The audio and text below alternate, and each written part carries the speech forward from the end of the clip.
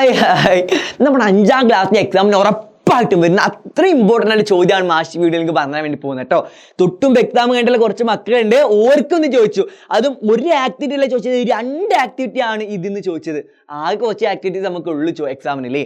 അതിൽ 2 ആക്ടിവിറ്റി തന്നെ ഒരേ ടൈപ്പ് ചോദ്യം ചോദിക്കാന്ന് വെച്ചാൽ അത്രയും ഇമ്പോർട്ടൻ്റ് ചോദ്യമാണ് ഈ വീഡിയോയിൽ നിങ്ങൾ കാണാൻ വേണ്ടി പോകുന്നത്. പെട്ടെന്ന് നമ്മൾ 5ാം ക്ലാസ്സിൽ എല്ലാ ഫ്രണ്ട്സും ഈ വീഡിയോ അയച്ചു കൊടുത്ത് ഓരെല്ലാവരും ഈ അപ്ഡേഷൻ അറിയിച്ചോട്ടോ. ഉറപ്പായിട്ടും എക്സാമിന് ഇരുന്ന ചോദ്യമാണ്, വേറൊന്നുമില്ല.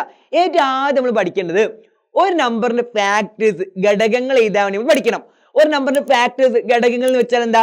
ആ നമ്പറിന് ബാക്കി വരാതെ ഡിവൈഡ് ചെയ്യാൻ പറ്റിയ, റിമൈൻഡർ ശിഷ്ടം വരാതെ ഡിവൈഡ് ചെയ്യാൻ പറ്റിയ എല്ലാ നമ്പറുകളും ആ നമ്പറിന്റെ ഫാക്ടേഴ്സ് ആണ്, ഘടകങ്ങളാണ്. ഒരു എക്സാമ്പിൾ ആയിട്ട് 18നെ നമുക്ക് 2 കൊണ്ട് ഡിവൈഡ് ചെയ്യാൻ വേണ്ടി കഴിയുമോ? 18ന്റെ ഫാക്ടർ ആണോ 2 എന്ന് കാണാൻ വേണ്ടിയിട്ട് 18നെ 2 കൊണ്ട് ഡിവൈഡ് ചെയ്താൽ മതി. 18 2 കൊണ്ട് ഡിവൈഡ് ചെയ്താൽ 1 ഇട്ടില്ല, അപ്പോൾ 1 ഇട്ടു. 18 മുഴുവനായിട്ട് എടുക്കണം. 18 എത്ര രണ്ടുകളാണത്? 9 രണ്ടുകളാണത്. 9 2 18 ആണ്. 18 കുറച്ചാൽ 0. ബാക്കിയുണ്ടോ? റിമൈൻഡർ ഉണ്ടോ? ഇല്ല, ശിഷ്ടം 0 ആണ്. അതായത് 18നെ 2 കൊണ്ട് ഡിവൈഡ് ചെയ്യാൻ വേണ്ടി കഴിയും. 2 എന്താണ്? അപ്പോൾ 18ന്റെ ഒരു ഘടകമാണ്, ഫാക്ടർ ആണ്, സെറ്റ്. അപ്പോൾ ഒരു നമ്പർ അതിന്റെ ഫാക്ടർ ആണോ അല്ലെങ്കിൽ തിരിച്ചറിയാൻ വേണ്ടിയിട്ട് ആ നമ്പറിനെ കൊണ്ട് ഏത് നമ്പറിന്റെ ഫാക്ടർ ആണ് നോക്കുന്നത് അതിനെ ഡിവൈഡ് ചെയ്ത് നോക്കുക. അപ്പൊ 18ന്റെ ഫാക്ടർ ആണോ 2 നമ്മൾ നോക്കുന്നത്, അപ്പൊ 18നെ 2 കൊണ്ട് ഡിവൈഡ് ചെയ്ത് നോക്കുക. ആ ഡിവൈഡ് ചെയ്യുമ്പോൾ റിമൈൻഡർ 0 ആണ്, ഡിവൈഡ് ചെയ്യാൻ കഴിയുന്നുണ്ട്, ഇഷ്ടം 0 ആണെന്നുണ്ടെങ്കിൽ ആ നമ്പർ എന്താ? അതിന്റെ ഫാക്ടർ ആണ്, ഘടകമാണ്. പിന്നെ അതുപോലെ ഇനി നമുക്കൊരു 5 എടുത്ത് നോക്കാം. 18 5 കൊണ്ട് ഡിവൈഡ് ചെയ്യാൻ വേണ്ടി കഴിയുമോ? 18 ഡിവൈഡ് ബൈ 5. 18 ഡിവൈഡ് ബൈ 5 ചെയ്താൽ 1 5 ഇല്ല. 18 മുഴുവൻ എടുക്കുക. 18 എത്ര അഞ്ചുകളാണത്? 3 5 3 5 15 വരിക. ബാക്കി എന്താ? 3 വരും. റിമൈൻഡർ വരുന്നുണ്ട്, ശിഷ്ടം വരുന്നുണ്ട്. 15നെ 5 കൊണ്ട് ഡിവൈഡ് ചെയ്താൽ റിമൈൻഡർ ശിഷ്ടം വരുന്നുണ്ട്. 5 എന്താണ്? 18ന്റെ ഫാക്ടർ അല്ല, ഘടകം അല്ല. റിമൈൻഡർ 0 വരണം, ശിഷ്ടം വരാൻ പാടില്ല. അപ്പൊ അത് ആലോചിക്കുക. ശിഷ്ടം 0 വരുന്നത് മാത്രമാണ് അതിന്റെ ഫാക്ടർ, ഘടകങ്ങൾ. അങ്ങനെ 18ന്റെ ഫാക്ടേഴ്സ് ഏതൊക്കെയാണ്, ഘടകങ്ങൾ ഏതൊക്കെയാണ്? ഒരു ട്രിക്ക് ഞാൻ പറഞ്ഞുതരാം. ഏത് നമ്പറിന് 2 ഫാക്ടേഴ്സ് പെട്ടെന്ന് കിട്ടാൻ ട്രിക്ക് എന്താ അറിയോ? ഏത് നമ്പറിനും ആ നമ്പറിനെയും അതുപോലെ 1 അതിന്റെ ഫാക്ടർ ആയിരിക്കും, ഘടകമായിരിക്കും. ഏത് നമ്പറിനെ നമുക്ക് 1 കൊണ്ട് ഡിവൈഡ് ചെയ്യാൻ വേണ്ടി കഴിയും? റിമൈൻഡർ 0 ആയിരിക്കും. അപ്പോൾ 1 എന്താണ്? 18ന്റെ ഫാക്ടർ ആണ്. അതുപോലെ ഏത് നമ്പറിനെ നമുക്ക് ആ നമ്പറോട് ഡിവൈഡ് ചെയ്യാൻ വേണ്ടി കഴിയും? 18 എന്താ? 18 കൊണ്ട് തന്നെ ഡിവൈഡ് ചെയ്യാൻ വേണ്ടി കഴിയും. 1 ഉത്തരം വരും. റിമൈൻഡർ എന്താ? 0 ആണ് അല്ലേ. 18 നമുക്ക് 18 കൊണ്ട് ഡിവൈഡ് ചെയ്യാൻ വേണ്ടി കഴിയും. ഉത്തരം എന്താ? 1 വരും. 1 18. റിമൈൻഡർ എന്താ? 0 ആണ്, ബാക്കിയില്ല, ഇഷ്ടമില്ല. അപ്പൊ ഏത് നമ്പറിനും 18 കൊണ്ട്, ഏത് നമ്പറിനും അതേ നമ്പർ കൊണ്ടും അതുപോലെ 1 കൊണ്ട് നമുക്ക് ഡിവൈഡ് ചെയ്യാൻ വേണ്ടി കഴിയും. ആ കാര്യങ്ങൾ ആലോചിച്ച് വെക്കാം. ഈ 18 ഡിവൈഡ് ചെയ്യാൻ പറ്റിയ ഏതെങ്കിലും നമ്പറുകൾ ഉണ്ടോ? ഉണ്ട്. 18 എന്താ? 6 കൊണ്ട് ഡിവൈഡ് ചെയ്യാൻ വേണ്ടി കഴിയും. അതുപോലെ 18നെ 3 കൊണ്ട് ഡിവൈഡ് ചെയ്യാൻ വേണ്ടി കഴിയും. 18നെ 9 കൊണ്ട് ഡിവൈഡ് ചെയ്യാൻ വേണ്ടി കഴിയും. ഇത്രയും നമ്പറുകൾ കൊണ്ട് 18നെ ഡിവൈഡ് ചെയ്യാൻ വേണ്ടി കഴിയും അല്ലേ. അപ്പൊ 18ന് എത്ര ഫാക്ടേഴ്സ് ആണുള്ളത്, എത്ര ഘടകങ്ങളാണ് ഉള്ളത് എന്ന് ചോദിച്ചു കഴിഞ്ഞാൽ 18ന് ഇത്രയും ഘടകങ്ങളാണ്. 6 ഫാക്ടേഴ്സ് ഉണ്ട്, 6 ഘടകങ്ങളുണ്ട്. ഈ 6 നമ്പറുകൾ കൊണ്ട് മാത്രമേ 18ന് ഡിവൈഡ് ചെയ്യാൻ വേണ്ടി കഴിയുള്ളൂ. ഒരു നമ്പറിനെ വേറെ നമ്പർ കൊണ്ട് ഇങ്ങനെ ഡിവൈഡ് ചെയ്യാൻ കഴിയുമോ എന്ന് മനസ്സിലാക്കുക. റിമൈൻഡർ 0 വന്നാൽ മതി. ഈ നമ്പർ കൊണ്ടൊക്കെ ഡിവൈഡ് ചെയ്യുമ്പോൾ 18നെ ഡിവൈഡ് ചെയ്യുമ്പോൾ റിമൈൻഡർ 0 ആണ്, ശിഷ്ടം 0 ആണ് വരുന്നത്, ബാക്കിയില്ല. അതായത് ഈ നമ്പറുകളെ കൊണ്ടൊക്കെ 18നെ ഡിവൈഡ് ചെയ്യാൻ വേണ്ടി കഴിയും.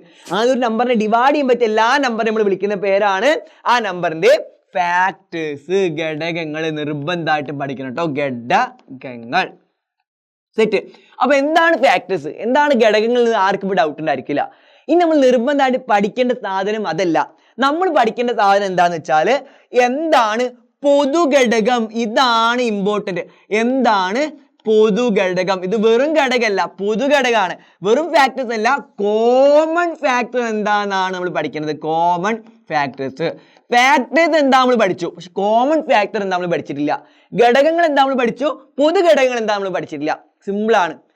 പൊതുഘടകം, കോമൺ ഫാക്ടർ എന്ന് വെച്ചാൽ അത് 2 3 4 നമ്പർ, ഒരു നമ്പറിന്റെ മാത്രം കോമൺ ഫാക്ടർ നമുക്ക് കാണാൻ വേണ്ടി കഴിയൂല.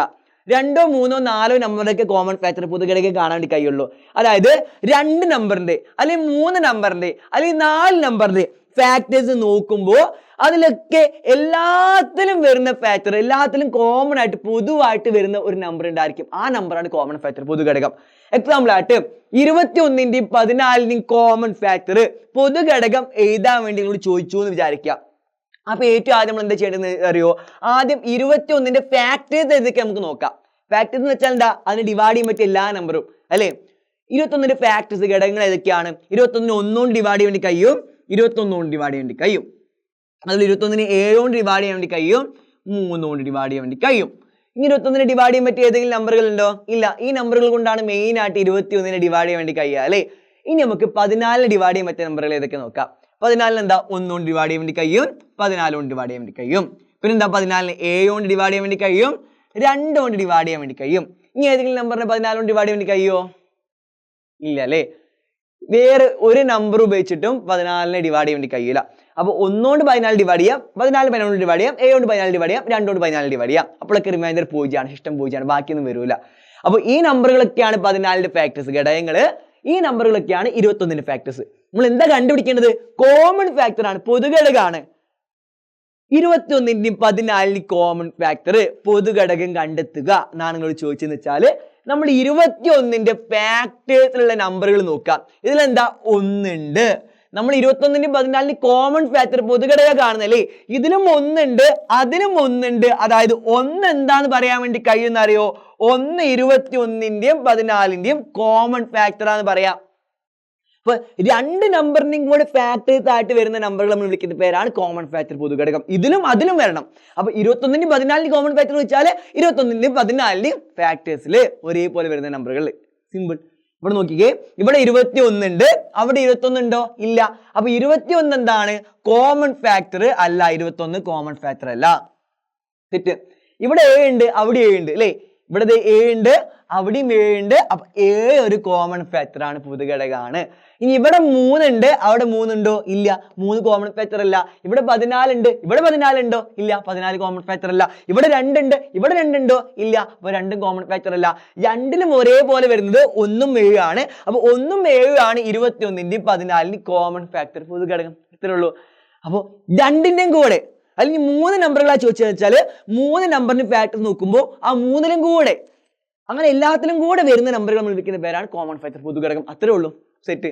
അപ്പൊ അതിന്റെ ഫാക്ടേഴ്സ്, ഘടകങ്ങൾ നോക്കുമ്പോൾ എല്ലാത്തിലും കൂടെ വരുന്ന, ഒരേപോലെ വരുന്ന നമ്പറുകൾ നമ്മൾ വിളിക്കുന്ന പേരാണ് കോമൺ ഫാക്ടർ പൊതുഘടകം. അത് നിങ്ങൾ നിർബന്ധമായിട്ട് പഠിക്കുക. എക്സാമിന് ഷുവർ ആണ്. മാഷി ഒരു കാര്യം പറയട്ടെ, 2 ആക്ടിവിറ്റിയിലും കൂടെ ആയിട്ട് 3 ചോദ്യങ്ങൾ അവർക്ക് എക്സാമിന് ചോദിച്ചത്. അതിലൊന്ന് ഫാക്ടേഴ്സ്, ഘടകങ്ങൾ എഴുതാനാണ്, അത് നമ്മൾ പഠിച്ചു. പിന്നെ അതുപോലെ അടുത്ത ചോദിച്ചത് എന്താണെന്ന് വെച്ചാൽ 2 നമ്പറിന്റെ കോമൺ ഫാക്ടർ.